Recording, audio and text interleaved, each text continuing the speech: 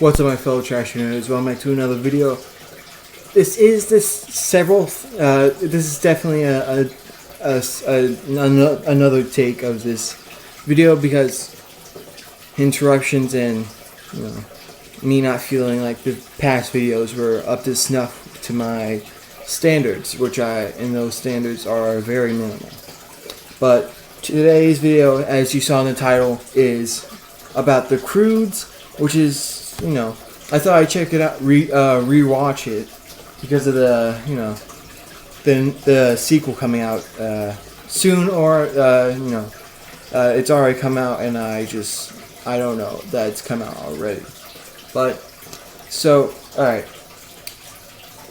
The previous video I did for this review was really short, and I didn't really, talk about why I liked it so much. That's why it's on this review of this show that I like to call good content.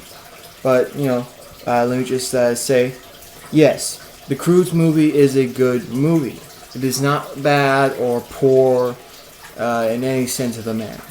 The visuals are outstanding, the humor is witty, and some of the writing and character development is a little lacking, but it's a movie for kids. Even though kids are smarter than they look, it's still a movie for kids. And with that stigma out of the way, if you don't want any spoilers, please leave this video. Basically, if you haven't watched the movie and if you're a regular viewer of this channel, if you see good content in the title and the movie, it's a review and it's going to contain spoilers. So please leave if you don't want spoilers. They're gone now. I'm not questioning it. They're gone now. Alright? Even though if you probably don't care about spoilers, I still recommend you don't watch this review. But I recommend you watch the movie before you watch this. Even though, it's not going to be very good for my watch time overall for this video. But yes, now that spoilers are out of the way, let's get down to the story. This story is about a family of cavemen or Neanderthals who've lived in a cave all their life due to their father or husband or son-in-law. It depends. There's a lot of people in this family. He's very scared. He always wants to protect his family. So, he just locks them up in a cave for like the entire week. Like, the only time they get out is for like once a week when they need to eat.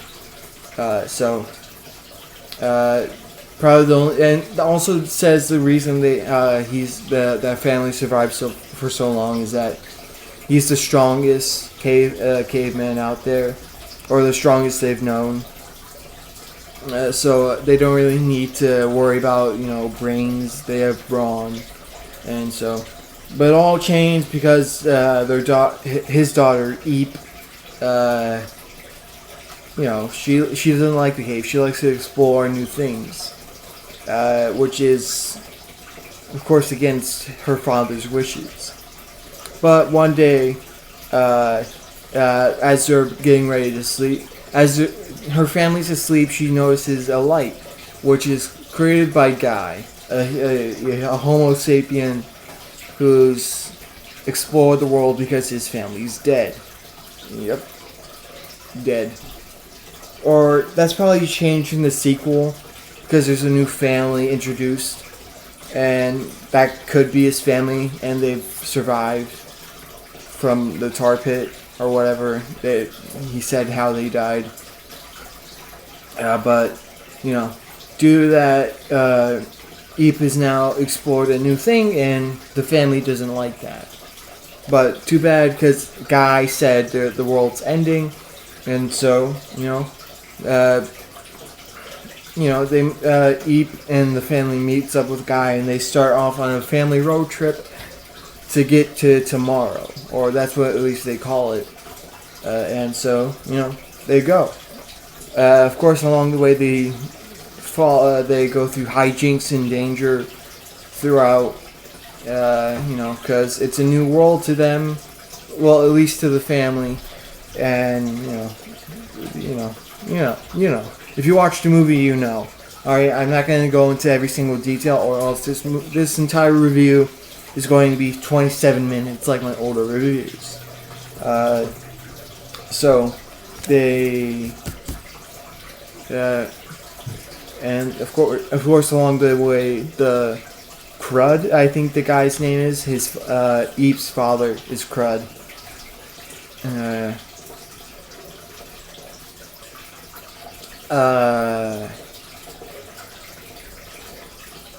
Along the way, he starts to, no longer have those, things about not liking new things. He grows as a character throughout that. And so, he's a better person by the end of the movie, once they get to the tomorrow. Honestly, this story is really basic. I really don't have much to say about it. If you really want all this, really want to know the story, just watch the movie. Watch it. It's on Netflix. Go.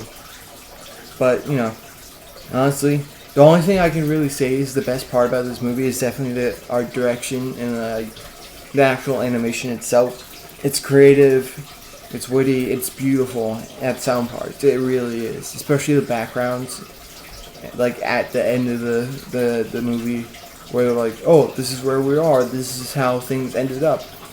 Yeah. It's probably like the shining light of this movie.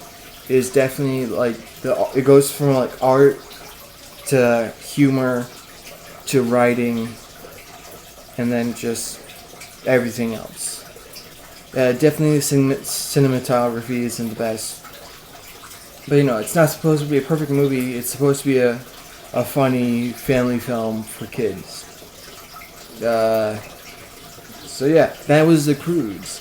Of course, this is a review.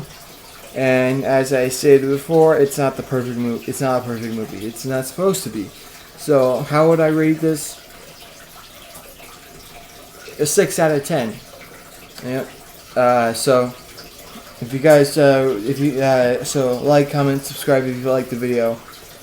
Comment down what you review the Friday after this, around Christmas time, closer to Christmas, because I'm pretty sure I'm just going to review Dragon's Dogma next Friday, because I've already watched it and I liked it, especially as a person who's never watched Dragon's Dogma.